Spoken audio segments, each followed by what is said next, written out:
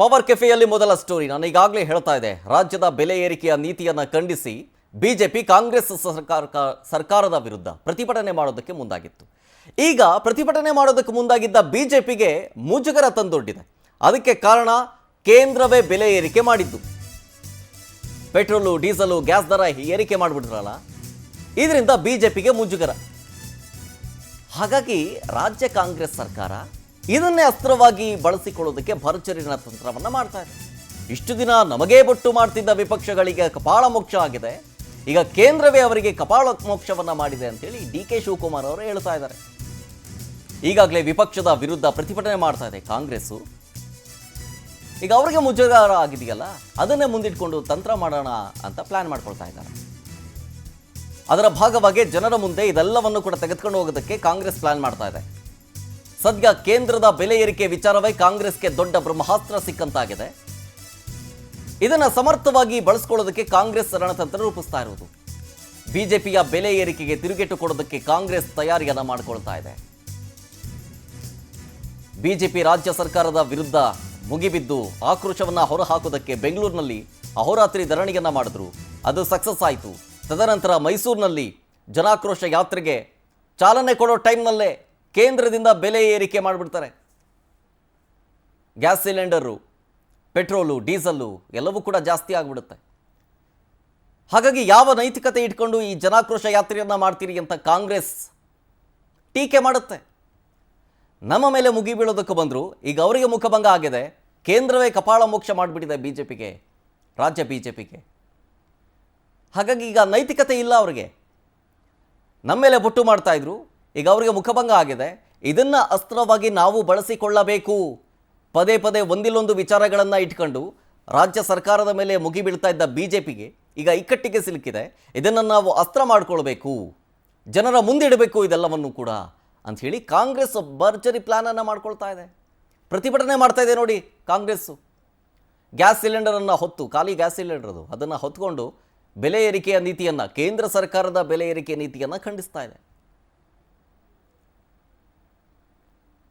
ನೋಡಿ. ಒಂದು ಕಡೆ ಕಾಂಗ್ರೆಸ್ನ ಪ್ರತಿಭಟನೆ, ಮತ್ತೊಂದು ಕಡೆ ಬಿಜೆಪಿ ಪ್ರತಿಭಟನೆ, ಎರಡೂ ಕೂಡ ಗಮನಿಸ್ತಾ ಇದ್ದೀವಿ. ಇದು ಬಿಜೆಪಿ ಪ್ರತಿಭಟನೆ, ಜನಾಕ್ರೋಶದ ಯಾತ್ರೆ. ರಾಜ್ಯಾದ್ಯಂತ ಬಿಜೆಪಿ ಕಾರ್ಯಕರ್ತರ ಮೇಲೆ ಕೆಲವೊಂದಿಷ್ಟು ಸುಳ್ಳು ಆರೋಪಗಳನ್ನು ಮಾಡ್ತಾ ಇದ್ದಾರೆ ಅಂತ ಬಿಜೆಪಿ ಹೇಳ್ತಾ ಇರೋದು. ಜೊತೆಗೆ ಬೆಲೆ ಏರಿಕೆ ಜಾಸ್ತಿ ಮಾಡ್ತಾ ಇದ್ದಾರೆ, ಗ್ಯಾರಂಟಿ ಯೋಜನೆಗಳನ್ನು ತಂದರು, ಒಂದು ಕೈಯಲ್ಲಿ ಕೊಟ್ಟು ಒಂದು ಕೈಯಲ್ಲಿ ಕಿತ್ಕೋತಾ ಇದ್ದಾರೆ. ದಿನೇ ದಿನೇ ಜನರ ಜೇಬು ಸುಡ್ತಾ ಇದೆ. ಇದು ಜನರ ಜೇಬು ಸುಡೋ ಗ್ಯಾರಂಟಿ ಅಂಥೇಳಿ ವಾಕ್ಪ್ರಹಾರವನ್ನು ಮಾಡಿತ್ತು ಬಿಜೆಪಿ. ಇದಕ್ಕೆ ಕಾಂಗ್ರೆಸ್ ಕೌಂಟರ್ ಕೊಡ್ತಾ ಇರೋದು, ನೀವೇನು ಮಾಡ್ತಾ ಇರೋದು ಅಂತ. ಡೀಟೇಲ್ಸ್ ಕೊಡ್ತಾರೆ ಇನ್ನಷ್ಟು ನಮ್ಮ ಪ್ರತಿನಿಧಿ ದೀಪಾ ಕುಕ್ಕುವಾಡ ಲೈವ್ನಲ್ಲಿ. ದೀಪಾ, ಬಿಜೆಪಿ ಕಾಂಗ್ರೆಸ್ ಸರ್ಕಾರದ ಮೇಲೆ ಸಾಲು ಸಾಲು ಆರೋಪಗಳನ್ನು ಮಾಡಿ ಒಂದು ರೌಂಡ್ ಏನೋ ಸಕ್ಸಸ್ ಆಗಿತ್ತು, ಆಕ್ರೋಶವನ್ನು ಹೊರಹಾಕಿ ಈಗ ಜನಾಕ್ರೋಶ ಯಾತ್ರೆಯನ್ನು ಮಾಡೋ ಟೈಮ್ನಲ್ಲೇ ಕೇಂದ್ರದಿಂದ ಬೆಲೆ ಏರಿಕೆ ಆಗಿಬಿಟ್ಟಿದೆ. ಸೊ ಇದೇ ರೀತಿಯಾಗಿ ಮುಜುಗರ ಆಯಿತು, ಮುಖಭಂಗ ಆಯಿತು. ಇದನ್ನು ಕಾಂಗ್ರೆಸ್ ಎನ್ಕ್ಯಾಶ್ ಹೆಂಗೆ ಮಾಡಿಕೊಳ್ಳುತ್ತೆ ಅಂತ.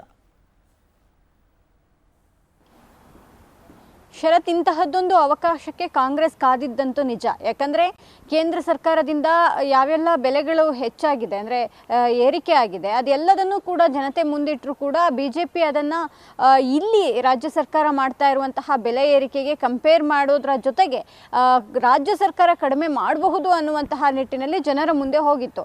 ಅದೇ ಜನಾಕ್ರೋಶ ಯಾತ್ರೆ. ಜೊತೆಗೆ ಬೆಲೆ ಏರಿಕೆ ಸಂಬಂಧ ಈಗ 2ನೇ ದಿನ ಈ ಒಂದು ಜನಾಕ್ರೋಶ ಯಾತ್ರೆ ಕೂಡ ಮುಗಿದಿದೆ. 3ನೇ ದಿನಕ್ಕೆ ಈ ಒಂದು ಜನಾಕ್ರೋಶ ಯಾತ್ರೆ ಆರಂಭವಾಗಿರುವಂತಹದ್ದು. ಸ್ಪೆಷಲಿ ಈ ಒಂದು ಜನಾಕ್ರೋಶ ಯಾತ್ರೆಯನ್ನ ಈ ಬಾರಿ ಅವರು ಸಿದ್ದರಾಮಯ್ಯ ತವರಲ್ಲೇ ಶುರು ಮಾಡಬೇಕು ಅಂತೇಳಿ ಮಾಡಿದ್ರು. ಆದರೆ ಅವರು ಶುರು ಮಾಡಿದಂತಹ, ಅಂದರೆ ಪ್ರಾರಂಭ ಮಾಡಿದಂತಹ ಒಂದೇ ದಿನದಲ್ಲಿ ಕೇಂದ್ರ ಸರ್ಕಾರ ಬೆಲೆ ಏರಿಕೆ ಮಾಡ್ತು. ಗ್ಯಾಸ್ ಬೆಲೆ ಏರಿಕೆ ಆಗಿರ್ಬೋದು, ಪೆಟ್ರೋಲ್ ದರ ಏರಿಕೆ ಆಗಿರ್ಬೋದು, ಹೀಗೆ ಅನೇಕ ದರ ಏರಿಕೆ ಮಾಡಿದ್ದು ಒಂದು ರೀತಿ ಬಿಜೆಪಿ ನಾಯಕರಿಗೆ ಮುಜುಗರ ಆಗಿದ್ದಂತೂ ನಿಜ. ಆದರೆ ಅದನ್ನು ಎಲ್ಲೂ ಕೂಡ ಅವರು ಹೇಳ್ತಿಲ್ಲ. ಹೀಗಾಗಿ ಕೇಂದ್ರದ ಬೆಲೆ ಏರಿಕೆಯನ್ನು ಎನ್ಕ್ಯಾಚ್ ಮಾಡಬೇಕು, ಆ ಬೆಲೆ ಏರಿಕೆ ಸಂದರ್ಭವನ್ನು ಜನರ ಮುಂದೆ ತೆಗೆದುಕೊಂಡು ಹೋಗಬೇಕು. ಜನರಿಗೆ ರಾಜ್ಯ ಸರ್ಕಾರ ಬೆಲೆ ಏರಿಕೆ ಮಾಡಿದರೆ, ಅಂದರೆ ಹಾಲಿನ ದರ ಏರಿಕೆ ಮಾಡಿದ್ದು ರೈತರಿಗೋಸ್ಕರ, ಮೆಟ್ರೋ ದರ ಏರಿಕೆ ಮಾಡಿದ್ದು ಮೆಟ್ರೋ 5-6 ವರ್ಷದಿಂದ ಮಾಡಿರಲಿಲ್ಲ, ಹಾಗಾಗಿ ಮಾಡಿದೆ. ಹೀಗೆ ಅನೇಕ ವಿಚಾರಗಳನ್ನು ಇಟ್ಕೊಂಡು ನಾವು ಬೆಲೆ ಏರಿಕೆ ಮಾಡಿದ್ದೇವೆ. ಆದರೆ ಕೇಂದ್ರ ಸರ್ಕಾರ ಬೆಲೆ ಏರಿಕೆಗೆ ರಾಜ್ಯ ನಾಯಕರು ಗಪ್ಚುಪ್ ಆಗಿದ್ದಾರೆ ಅನ್ನುವಂತಹ ನಿಟ್ಟಿನಲ್ಲಿ ಜನರ ಮುಂದೆ ಹೋಗೋದಕ್ಕೆ ಒಂದಿಷ್ಟು ತಯಾರಿಯನ್ನು ಕೂಡ ಮಾಡ್ಕೊಂಡಿರಂಗಿದೆ. ಇದರ ಜೊತೆಗೆ ಈಗೇನು AICC ಅಧಿವೇಶನ ಇದೆ, ಅಂದರೆ ಅಹಮದಾಬಾದಲ್ಲಿ ನಡೀತಾ ಇರುವಂತಹ ಕಾರ್ಯಕ್ರಮ ಇದೆ.